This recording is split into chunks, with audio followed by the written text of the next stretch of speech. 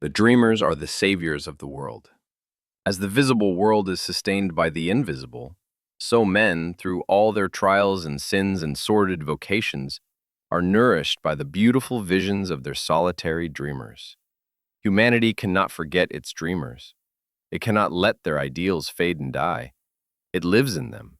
It knows them as the realities which it shall one day see and know. Composer, sculptor, painter, poet, prophet, sage, these are the makers of the afterworld, the architects of heaven.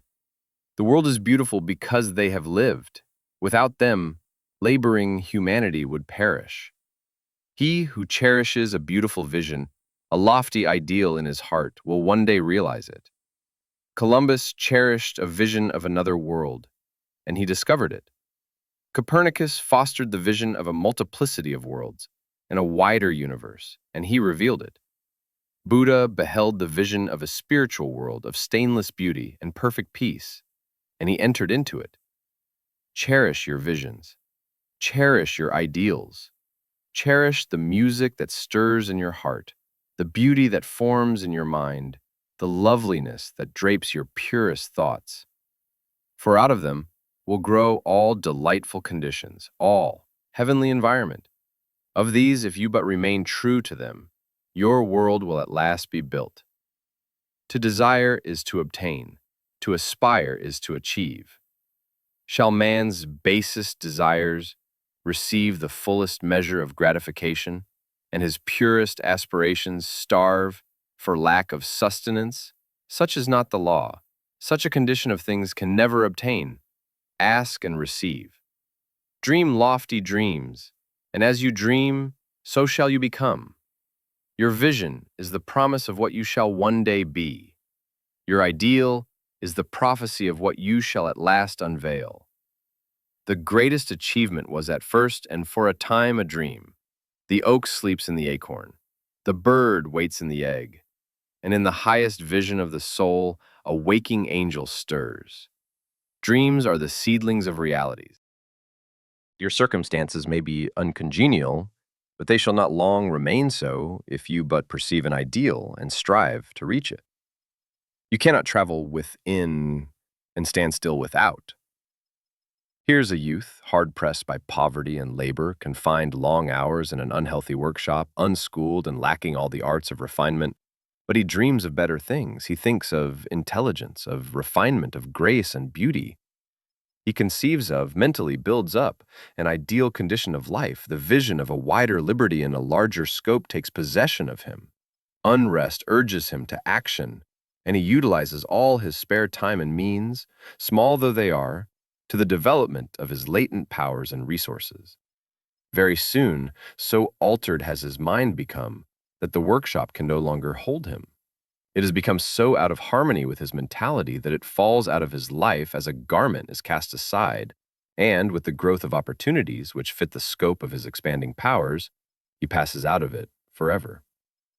Years later, we see this youth as a full-grown man. We find him a master of certain forces of the mind, which he wields with worldwide influence and almost unequaled power. In his hands, he holds the cords of gigantic responsibilities. He speaks, and lo, lives are changed. Men and women hang upon his words and remold their characters, and, sun-like, he becomes the fixed and luminous center round which innumerable destinies revolve. He has realized the vision of his youth. He has become one with his ideal. And you, too, youthful reader, will realize the vision, not the idle wish, of your heart, be it base or beautiful, or a mixture of both. For you will always gravitate toward that which you secretly most love. Into your hands will be placed the exact results of your own thoughts. You will receive that which you earn, no more, no less. Whatever your present environment may be, you will fall, remain, or rise with your thoughts, your vision, your ideal. You will become as small as your controlling desire, as great as your dominant aspiration. In the beautiful words of Stanton Kirkham Davis, you may be keeping accounts, and presently you shall walk out of the door that for so long has seemed to you the barrier of your ideals, and shall find yourself before an audience, the pen still behind your ear, the ink stains on your fingers, and then and there shall pour out the torrent of your inspiration. You may be driving sheep, and you shall wander to the city bucolic and open-mouthed, shall wander under the intrepid guidance of the Spirit into the studio of the Master, and after a time he shall say, I have nothing more to teach you. And now you have become the Master, who did so recently dream of great things while driving sheep. You shall lay down the saw and the plane to take upon yourself the regeneration of the world.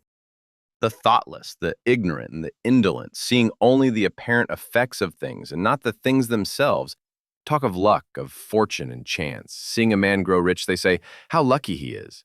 Observing another become intellectual, they exclaim, how highly favored he is.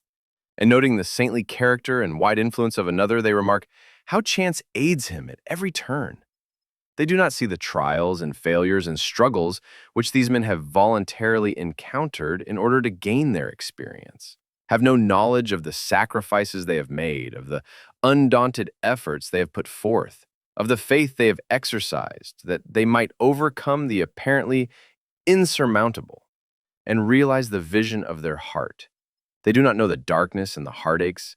They only see the light and joy and call it luck. They do not see the long and arduous journey, but only behold the pleasant goal and call it good fortune. Do not understand the process, but only perceive the result and call it chance. In all human affairs, there are efforts and there are results, and the strength of the effort is the measure of the result. Chance is not. Gifts, powers, material, intellectual, and spiritual possessions are the fruits of effort. They are thoughts completed, objects accomplished, visions realized. The vision that you glorify in your mind, the ideal that you enthrone in your heart. This you will build your life by. This you will become.